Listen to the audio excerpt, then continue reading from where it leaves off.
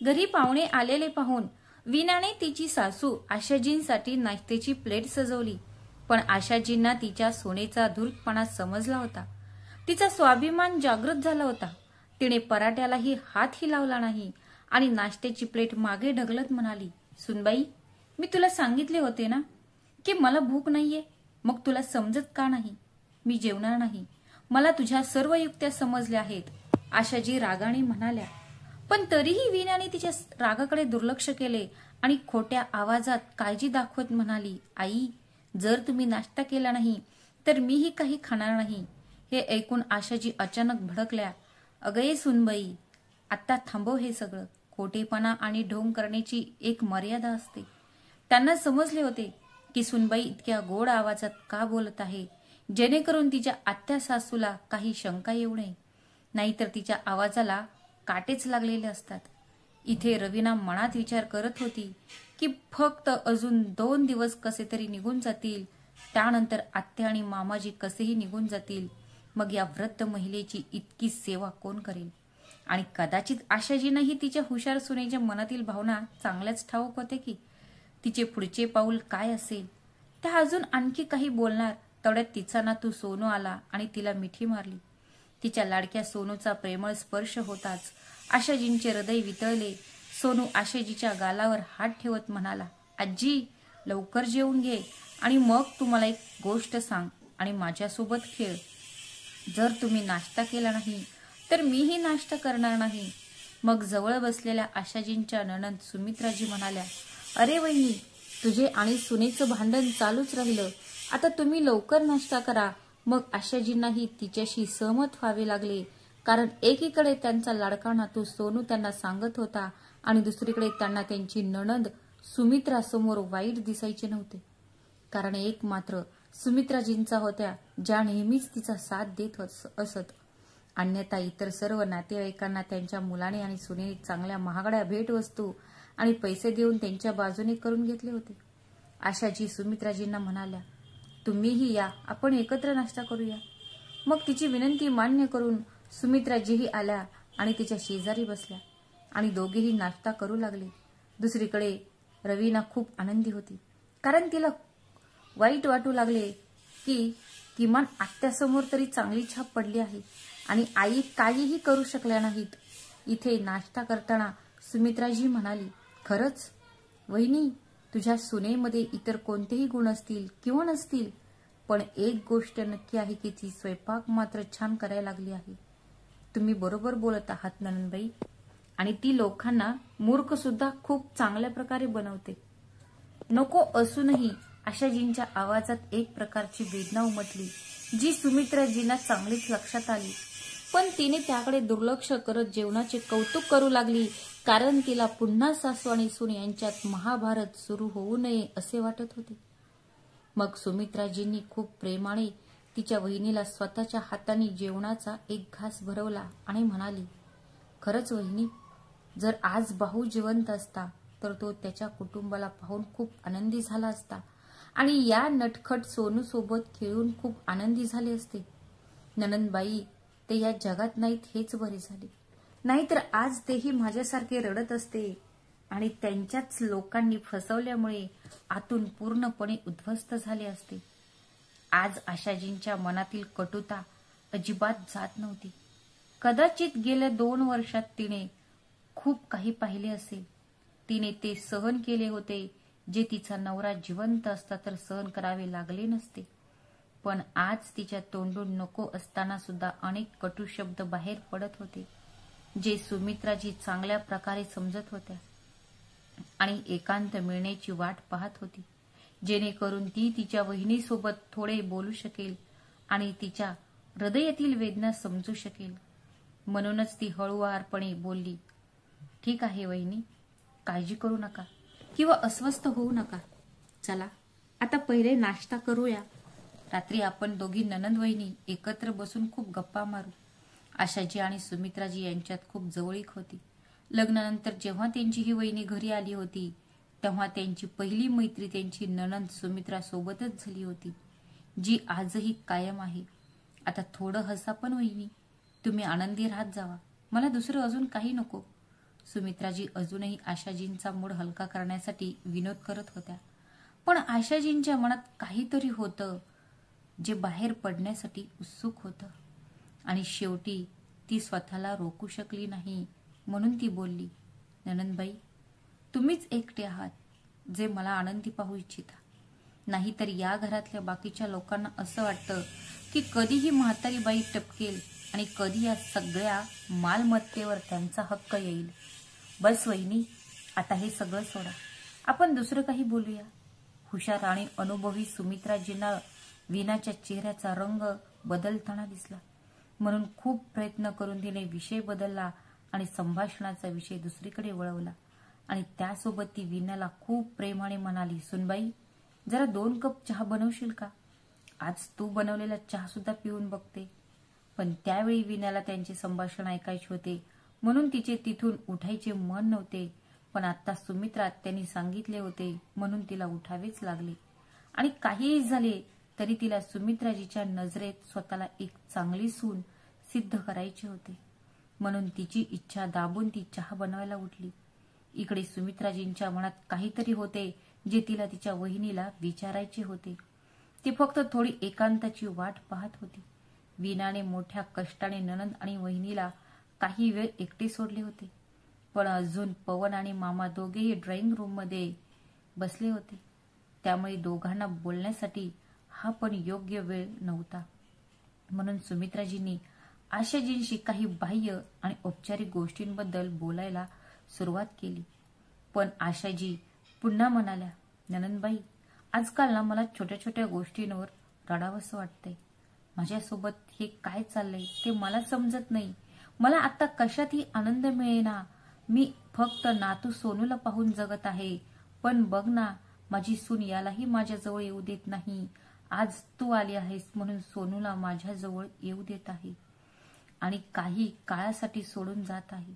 नाहीतर सोनूलाही स्वतःशीच चिकटवून ठेवते, जणू मी एखादी हाडळच आहे आणि माझ्याच नातवाला मी खाऊन टाकेन. हे सर्व सांगत असताना आशाजींना आश्चर्य वाटले की वीणा तिच्या सासूची असे वागते आणि तिला तिच्या नातवापासून दूर ठेवते आहे. या तिच्या बोलण्यावर सुमित्राजींनी कोणतेही आश्चर्य व्यक्त केले नाही. परंतु सुमित्राजी खूप समजूतदार आणि व्यावहारिक होती. संयुक्त कुटुंबात राहताना तिने अशी खूप नाट्य पाहिली होती, म्हणून यावेळीही तिला या मुद्द्याला अजून वाढवणे योग्य वाटले नाही. सुमित्राजी तिच्या काळातील चांगली शिक्षित महिला होती. तिच्या गावातील पहिल्या पदवीधर होत्या, म्हणून गावात तिचे वर्चस्व होते आणि आता या घरातही त्यांचा खूप प्रभाव होता. तिचा पुतण्या पवनही तिला घाबरत होता आणि पवनला पाहून वीणाही तिच्यापासून थोडी दूर राहू लागली आणि तिच्यावर छाप पाडण्याचा प्रयत्न करू लागली. पण ते दोघे कितीही चांगले नाटक करत असले तरी त्यांना त्यांच्या वहिनीच्या चेहऱ्यावरील रेषा आणि त्यांच्या डोळ्यातील शून्यता पाहूनच समजले की तिचा मुलगा आणि सून किती सभ्य आहेत. तिला हे प्रकरण वाढवायचे नव्हते, म्हणून बराच वेळ ती वातावरण सामान्य आणि हलके करण्यासाठी आणि आशाजींचा मूड सामान्य करण्यासाठी मध्येच हलके विनोद करत होती. कारण तिला चांगलेच माहीत होते की ती तर तिच्या पतीसोबत निघून जाईल, पण मागे वहिनीला तिचा मुलगा आणि सुनेसोबतच राहायचे आहे. म्हणून ती सासू आणि सुनेमध्ये कटुता निर्माण होऊ नये यासाठी सर्वतोपरी प्रयत्न करत होती. रात्री झोपताना सुमित्राजी तिच्या वहिनीला म्हणाल्या, वहिनी, तुमच्या बांगड्या कुठे गेल्या? हे ऐकून आशाजींचे डोळे भरून आले. काय झालं वहिनी, तुम्ही रडू का लागला? काय सांगू नणंदबाई, त्या बांगड्याची गोष्ट ही एखाद्या शोकांतिकेपेक्षा कमी नाही. ठीक आहे वहिनी, जर तुला सांगायचे नसेल तर सांगू नको, पण रडू नको. तुला माहित आहे ना, तुझ्या रडण्याने माझं मन तुटतं. अरे सुमित्रा, मन तर माझं तुटलं होतं त्या दिवशी जेव्हा माझ्या मुलाने जबरदस्तीने माझ्या बांगड्या काढल्या. तू काय म्हणतेस वहिनी? पवन तुझ्याशी असं कसं करू शकतो? काही विचारू नको सुमित्रा. ही सून जी तुला इतकी साधी वाटते ना, ती खूप हुशार आहे. आशाजींनी धाडस केले आणि बोलायला सुरुवात केली. या सुनेचा खोटा अभिमान आणि दृष्ट स्वभाव बद्दल काय सांगू. तिच्या माहेरी तिच्या भावाचा साखरपुडा होता आणि तिला तिच्या माहेरी दाखवायचे होते की तिचे लग्न किती चांगल्या कुटुंबात झाले आहे. म्हणून तिने आग्रह धरला आणि मला माझे वडिलोपार्जित दागिने काढून घेण्यास भाग पाडले. पण त्यावेळी ती म्हणाली होती तिच्या भावाचा साखरपुडा झाला की ती मला परत करेल. मग दिले का तिने दागिने परत? आता तर तिच्या भावाच्या लग्नाला जवळजवळ 8 महिने झाले आहेत. सुमित्राजींनी मध्येच थांबवले आणि म्हणाल्या. मग आशाजी म्हणाल्या, अरे सुमित्रा, तू त्याच्या पुढची गोष्ट नाही ऐकली तर बरं होईल. तुलाही विश्वास बसणार नाही जसा माझ्या मनाला आजपर्यंत विश्वास झाला नाही की ते सगळे दागिने चोरीला गेले आहेत. काय म्हणते वहिनी, सगळे दागिने चोरीला गेले आहेत? सुनेने ते सुरक्षितपणे ठेवले नव्हते का? कदाचित असे तर नाही ना की सुनेने ते सगळे दागिने हडप केले असावे आणि ते चोरीला गेल्याचे खोटे निमित्त केले? सुमित्रा तिचं डोकं इतकं काम करते की काय सांगू. मुलाने माझ्या बँक खात्यात सुद्धा बदल सुद्धा केला आहे. त्याने त्याचे नाव नॉमिनीऐवजी माझ्या नावाशी जोडले आहे. हे बोलताना आशाजींचा आवाज दाबला गेला. मग सुमित्राजी पुढे गेल्या आणि आशाजींना मिठी मारली आणि म्हणाल्या, आता वास वहिनी, आता तू रडायचं नाही तर खंबीरपणे उभी राहायचं आणि या दोघांना त्यांच्या दृष्ट कृत्यांसाठी धडा शिकवशील. मग आशाजी तिचं अश्रू पुसत म्हणाली, सुमित्रा, मी तुला काय सांगू.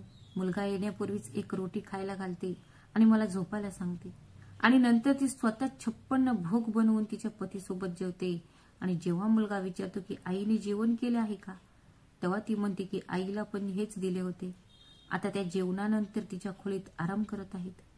मग मुलगाही अस्वस्थ होऊन जेवू लागतो आणि इकडे मी माझ्या खोलीत त्या अन्नाचा सुगंध घेऊनच समाधानी होते. आता इतके वाईट दिवस आले आहेत की मी पोटभर जेवूही शकत नाही. म्हणून ब्लँकेटने स्वतःला झाकून मी आत रडून मन मोकळे करते. म्हातारपणात कोणी कोणाला विचारत नाही सुमित्रा, मी एकटी पडली आहे. म्हणूनच कधी कधी मला वाटतं की देवाने मलाही तुझ्या भावासोबत या जगातून नेलं असतं तर किती बरं झालं असतं. त्याच्यानंतर हे जग खूप वाईट वाटू लागले आहे. मी काय बोलू. आता सगळं काही बदललं आहे. मला वाटत आहे की जेव्हा ते इथे होते तेव्हा माझ्याकडे सर्व काही होते. आता ते नसल्यामुळे असे वाटते की कोणालाही माझी गरज नाही. घरात तळलेले सर्व पदार्थ असतात. कधी पुऱ्या बनवल्या जातात तर कचोरी बनवली जातात. पण माझ्यासाठी फक्त कोरडी रोटी आणि पाणीदार डाळ तयार केली जाते. असं म्हणत आशाजी सुमित्राजींकडे पाहू लागल्या आणि म्हणाल्या, सुमित्रा, कदाचित तुला वाटत असेल की मी वेडी झाली आहे. नाही का? तुलाही वाटत असेल की तुझी वहिनी किती लोभी झाली आहे. ती फक्त जेवणाबद्दल बोलत आहे. पण मी काय करू दीदी, मला खरोखर माझ्या आवडीचे काहीतरी खायचं आहे. कधी कधी काहीतरी मसालेदार बनवायचं आहे आणि नसेल तर निदान बाहेरून काहीतरी मागवायचे आहे. पण सुनेचा व्यंगमल बाणाची भीती वाटते की ती म्हणेल की आता या म्हातारीचा लोभ इतका वाढला आहे की बाहेरून जेवण मागू लागले आहे. म्हणून ती जे काही देते ते मी अनिच्छेने खाते. मग वहिनी, तुम्ही तुमच्या खोलीत काही कोरडे अन्न जसं की नाश्त्याचे पदार्थ, काही नमकीन आणि फळे इत्यादी का ठेवत नाही? तुम्ही तुमच्या सुनेला इतके का घाबरता? सुमित्राजींनी थोडासा निषेध करत बोलताच आशाजींचे डोळे भरून आले. त्यांचा आवाज घशात अडकला. त्यांनी एक दीर्घ श्वास घेतला आणि मग म्हणाली, मी तुम्हाला काय सांगू दीदी, माझ्या स्वतःच्या घरात मी इतकी दुर्लक्षित आहे की मी एका मोलकरीणसारखे जीवन जगत आहे. आता सुमित्राजींना हे सहन नाही झालं म्हणून ती म्हणाली, वहिनी, तू या सर्व गोष्टी तुझ्या मुलाला का सांगत नाहीस? तुझ्या मुलालाही याबद्दल माहिती आहे का? दीदी, आता मी माझ्या मुलाला या सर्व गोष्टी काय सांगू? हो, दर रविवारी सुट्टीच्या दिवशी जेव्हा जेव्हा माझा मुलगा घरी असतो तो दिवस माझ्यासाठी एखाद्या सणासारखा असतो. कारण त्या दिवशी माझी सून मला ही तेच जेवण देते जी स्वतः खाते, जेणेकरून तिच्या दृश्य कृत्यांबद्दल कोणालाही कळू नये. नाहीतर सोनीला तर असेच वाटते की मी जगू नये. ती मला लवकरच या जगातून पाठवू इच्छिते. आता दिवसेंदिवस मी यामुळे कमकुवत होत चालली आहे. पण हे सर्व गोष्टी काय सांगायच्या असतात का? नाहीतर लोक म्हणतील की बघा, या म्हाताऱ्या बाईला या वयात पण खायचे पडले आहे. म्हणूनच मी जे मिळेल ते खाते आणि शांतपणे पाणी पिऊन झोपायला जाते.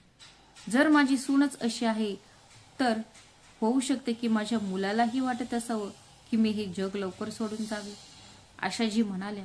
तेव्हा सुमित्राजीने मध्येच तिला थांबवलं. म्हणाल्या, नाही वहिनी, मुलगा कधीच असा विचार करू शकत नाही. माझे मन मला सांगते की सुनीच्या आईने कान भरले असणार, नाहीतर सून ही असा विचार करणार नाही. आणि पवनच्या बाबतीत म्हणले तर पवन असा कधीच विचार करणार नाही. सुमित्राजींचे म्हणणे ऐकल्यानंतर आशाजी स्वतःला सावरू लागल्या. तिला वाटले की कोणाशीही इतके उघडपणे बोलणे योग्य नाही. कितीही उघडपणे सांगितले तरी तिचं बोलणं कोणीही समजणार नाही. पण तिला स्वतःच्या मुलाबद्दल वाईट बोलण्यास ही लाज वाटत होती. हे खूप मोठं सत्य होतं. तिला कसं सांगू शकली असती की तिच्या मुलाच्या मनातही आईबद्दल प्रेम नाहीये. ती कसं सांगेल? आता तिच्या मुलाचेही विचार बदलू लागले आहेत. तिच्या मुलाच्या वागण्यावरून हे स्पष्ट होतं की त्याला त्याच्या आईची पर्वा नाही. पण ती मनात विचार करत होती की ही तर तिच्या जीवनाचा भाग आहे, ज्याचा तिला स्वतःहून सामना करावा लागेल. तिला वाटू लागले की आईने बरोबर सांगितले होते की तुमचे दुःख तुमच्यातच ठेवा. लोकांना सांगण्याने ते फक्त हसतील. त्यातील तुमचे दुःख शेअर करायला कोणीही येणार नाही. म्हणूनच त्या शांतपणे झोपण्याचा प्रयत्न करू लागल्या. पण तिला शांत आणि गंभीर पाहून सुमित्राजीही म्हणाली, वहिनी, इतर ज्या काही गोष्टी आहेत या सगळ्याचा उघडा सकाळ होईल. आपण सगळे एकत्र बसून सगळं उघडपणे चर्चा करू, तरच ही समस्या सुटेल. आता तुम्ही काळजी करू नका आणि झोपण्याचा प्रयत्न करा. सुमित्राजींचे बोलणे ऐकून आशाजी थोड्या चिंतेत पडल्या आणि म्हणाल्या की ठीक आहे दीदी, पण तुम्ही आणि महेशजींनी काळजीपूर्वक बोला. कारण मला वाटते की मुलगाही सुनेला थोडा थोडा घाबरत आहे. माहीत नाही मुलाला याबद्दल काही माहीत आहे की नाही, पण काहीच त्यालाही समजत असेल आणि गप्प बसत असेल. कारण तो असाही विचार करत असेल की आता आईचं सगळं काम झालं आहे. आता जर आई हे जग सोडून गेली तर काय फरक पडणार आहे. घर तर त्याने त्याच्या नावावर करून घेतले आहे. त्याच्या वडिलांच्या अनेक LIC आणि काही एफडी होत्या, त्या पण त्याच्या नावावर ट्रान्सफर करून घेतल्या आहेत. आणि दीदी, ते जिवंत असेपर्यंत मी कधीही कोणते कागदपत्र पाहिले नाही. ते मला खूप सांगायचे की तू माझ्या बँकेच्या पैशांचा पूर्ण हिशोब ठेव, म्हणजे मी नसतानाही ते तुला उपयोगी पडेल. पण त्यावेळी मी त्यांच्या तोंडावर हात ठेवून म्हणायची की असं काही बोलू नका. तुम्ही बघा, मी तुमच्या आधी जाईल. आणि मग मला माझ्या राजपुत्रावर पूर्ण विश्वास होता. म्हणूनच मी अभिमानाने म्हणायची की माझा मुलगा माझ्यासोबत कधीच काही वाईट करणार नाही आणि काही वाईट होताना पाहूही शकणार नाही. तुम्ही निश्चिंत राहा. पण तेव्हा मला कुठे माहीत होतं की माझ्या नशिबी काय लिहिले आहे. आता मीच मूर्ख झाली आहे. आता मला माझा मुलगा आणि सून जे काही म्हणतील त्यावर विश्वास ठेवावा लागतो. कारण मला स्वतःलाच माहीत नाही की त्यांनी कोणत्या बँकेत आणि कुठे किती पैसे जमा केले होते. आता सर्व काही त्यांच्या नावावर आहे. मग मी काय करू शकते? म्हणूनच माझी सून मला जे काही देते ते खाऊन मला जगावे लागते. सुमित्राजी तिचे आणखी ऐकू इच्छित होत्या, पण नंतर त्यांना वरांड्यात कोणीतरी चालताना ऐकू आले. त्यांना वाटले की कदाचित वीणा किंवा पवन तिचे संभाषण ऐकत असतील. म्हणून ती थोडीशी जोरात म्हणाली, वहिनी, आपण खूप बोललो आहोत. आता आपण उद्या बोलू. आता झोपण्याचा प्रयत्न करा. तेव्हाच सुमित्राजींच्या टाळाटाळीला न समजणारी आशाजी पुन्हा म्हणाली, दीदी, तसे जर तुम्ही सुनेला काही कठोर बोललात तर तुम्ही लोक गेल्यावर ती तुमच्या पाठीमागे मला आणखी त्रास देईल. काहीही झाले तरी मला तिच्यासोबत राहायचं आहे. जर तुम्ही आणखी काही बोललात तर ते परत ते दोघेही मला आणखी त्रास देऊ शकतात. म्हणून त्यांच्याशी बोलण्यापूर्वी नीट विचार करा. ठीक आहे वहिनी, ते सगळं माझ्यावर सोडा.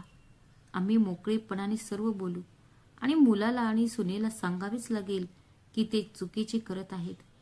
आता तू झोपायचा प्रयत्न कर. पण आशाजींच्या डोळ्यात झोप नव्हती. ती फक्त विचार करत होती की काय माहीत उद्या काय होणार आहे.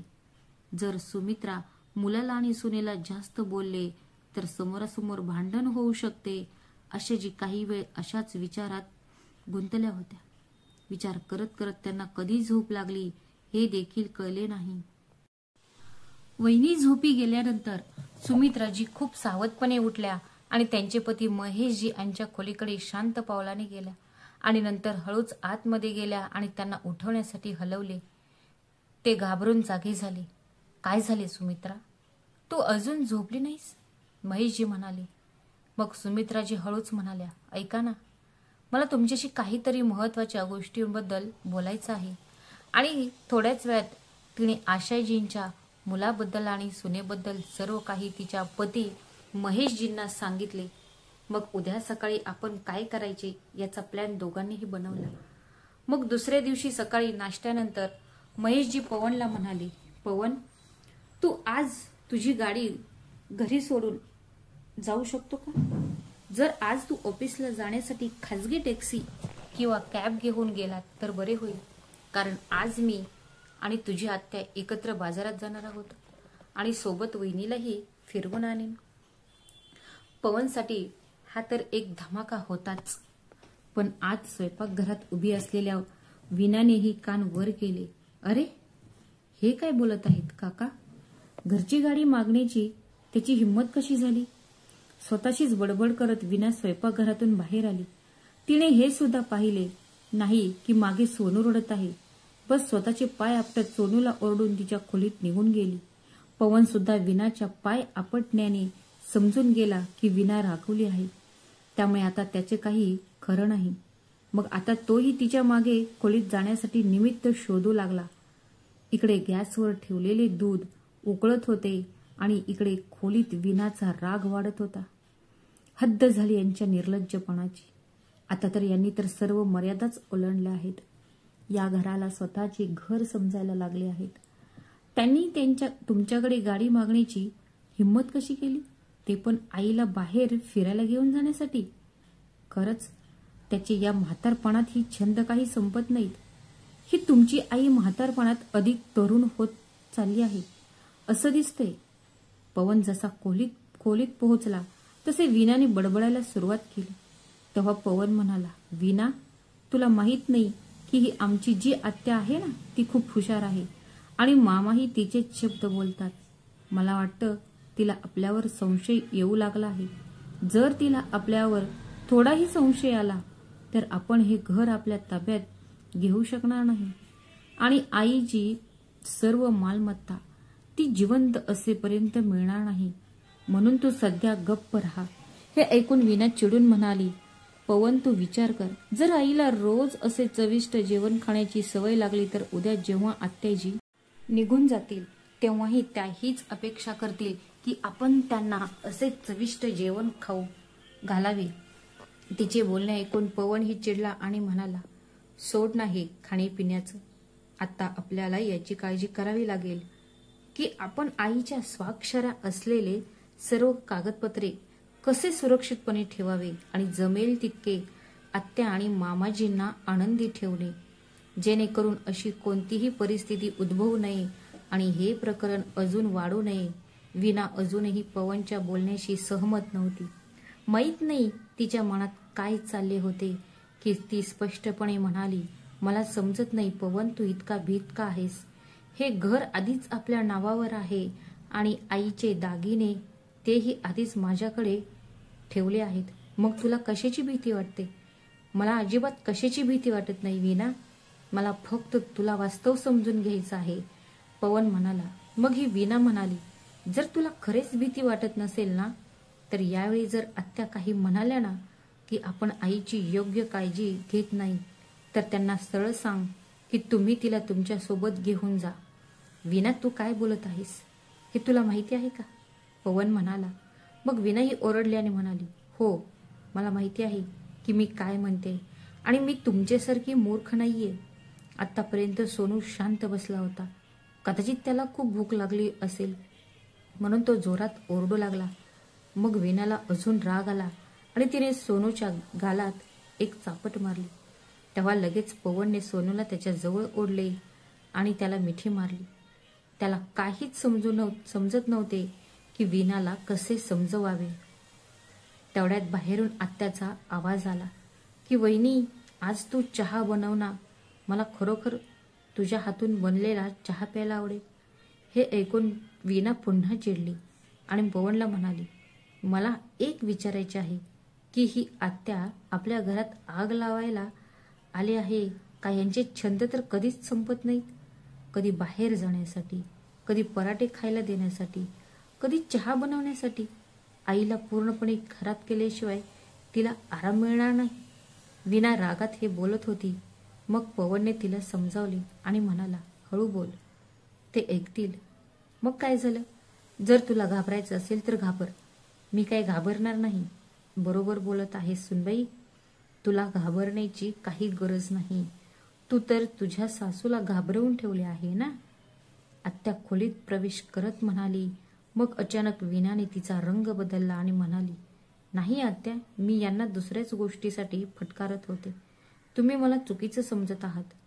आई का घाबरतील मला? उलट मी त्यांचा खूप आदर करते.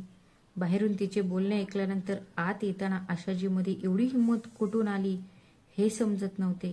सुमित्राजी आणि महेशजींचा पाठिंबा मिळाल्यानंतर त्यांचा स्वाभिमानही जागृत झाला. म्हणून ती कडक आवाजात म्हणाली, हे सगळं थांबव सुनबाई. खोटेपणा आणि ढोंगीचाही एक मर्यादा असते. मी काही बोलत नाही म्हणूनच तुझी एवढी हिंमत वाढली आहे. पण लक्षात ठेव, ज्या घरामुळे तू एवढी अकड दाखवत आहे त्या घराचे बिल मी बनवले आहे आणि बिलानुसार पवन आणि तुला हे घर मिळणार आहे. पण तू एक गोष्ट लक्षात ठेव की मी जिवंत असेपर्यंत ते बिल मला हवे तेव्हा बदलू शकते. आता क्षणभर खोलीत पूर्ण शांतता पसरली होती. फक्त लहान सोनूचा आवाज येत होता आणि तो आजी आजी असे हाक मारत आशाजींच्या मांडीजवळ धावत आला. आशाजींनी प्रेमाने सोनूला आपल्या मांडीवर घेतले आणि वीणाला म्हणाल्या, मी माझ्या नातवाला घेऊन जात आहे. तुम्ही सर्वजणही या. आज मी स्वयंपाकघरात चहा बनवणार आहे. मी स्वतःच्या हाताने बनवलेला चहा खूप दिवसांपासून घेतला आहे. आज आशाजींच्या आवाजात एक दृढता होती. त्यांच्या वागण्यात एक आत्मविश्वास दिसत होता. काही वेळाने पवन आणि वीणा त्यांच्या खोलीतून बाहेर आले तेव्हा आशाजींनी त्यांना खूप प्रेमाने चहाचा कप दिला. काही काळापूर्वी झालेला कठोरपणा आणि वाद त्याचा त्यांच्या चेहऱ्यावर कोणताही लवलेश नव्हता आणि कदाचित त्यांचे प्रेम जाणवून वीणाने धाडस एकवटले. मी म्हणाली, आई मला माफ करा. माझ्याकडून खूप मोठी चूक झाली आहे. त्यांना वाटले होते की आशाजी सर्व काही विसरून त्यांना माफ करेल आणि त्यांना मिठी मारेल. पण यावेळी आशाजी एक आई तर होतीच, पण त्याच वेळी तिच्या हक्कासाठी आणि अधिकारासाठी जागृत झालेली एक महिला देखील होती. म्हणून ती अतिशय संयमी स्वरात म्हणाली, हां, चूक तर तुमच्याकडून झाली आहे आणि मला आशा आहे की तुम्ही दोघेही भविष्यात अशी चूक करणार नाही. पण मी आता बिल बदलणार आहे. जोपर्यंत मी जिवंत आहे तोपर्यंत हे घर फक्त माझ्या नावावर राहील आणि जर तुम्ही लोकांनी मला काही त्रास दिला तर मी हे एखाद्या ट्रस्ट किंवा अनाथाश्रमात हस्तांतरित करेन. पण तुम्ही लोक असा विचार करू नका की पवन माझा मुलगा आहे म्हणून ते माझ्यानंतर त्याचंच होईल. कायद्यात अशी तरतूद आहे की जर मला हवे असेल तर मी हे घर कोणाच्याही नावावर हस्तांतरित करू शकते. म्हणून ते गृहीत धरू नका. ते तुमच्या दोघांच्याही वर्तनावर अवलंबून असेल की या घरावर तुमचा किती अधिकार आहे. लक्षात ठेवा, हे घर माझे आहे आणि जर तुम्ही लोकांनी माझा अपमान केला तर तुम्ही हे घर सोडून जाऊ शकता. एकाच वेळी इतक्या गोष्टी ऐकून आणि तेही आशाजींच्या तोंडून इतक्या दृढ निश्चयाने हे पाहून तिचा मुलगा आणि सून दोघे आश्चर्यचकित झाले. पवनने तर त्याचे वडील जिवंत असताना त्याच्या आईचा दृढ निश्चय पाहिला होता. तिचं धाडस आणि आत्मविश्वासही पाहिला होता आणि तिच्या वडिलांच्या मृत्यूनंतर तिला तुटतानाही पाहिले होते. पण वीणासाठी तिच्या सासूचे हे रूप पूर्णपणे नवीन होतं. ती आशाजींचे हे रूप सहन करू शकत नव्हती. त्यावेळी चहाच्या गोडव्याने नात्यात देखील गोडवा आला असावा हे गरजेचे नव्हते. पण वीणा आणि पवनला समजले होते की जर त्यांनी आता त्यांच्या आईसोबत वाईट केले तर त्यांच्यासोबतही काहीतरी खूप वाईट घडू शकते. पण वीणा अजूनही पवनला सांगत होती की हे सर्व आत्याजी आणि मामाजीची शिकवण आहे. नाहीतरी आपल्या आई तर खूप भोळ्या आहेत, नाहीतर त्यांना एवढे सगळे कसे माहीत असणार. पवनला आधीच अपराधी असल्यासारखे वाटत होते आणि त्यात विनयचं ऐकून तो थोडा रागवला आणि म्हणाला, "बास कर विना, आता तू असे काहीही करणार नाही ज्यामुळे आई आपल्याला घराबाहेर काढून टाकेल. आणि आता मला हे देखील कळत आहे की मी माझ्या आईसोबत किती वाईट वागलो. विचार कर, उद्या सोनूनेही आपल्यासोबत असं केलं तर आपल्याला कसं वाटेल." विना हे सगळं विचार करत नव्हती.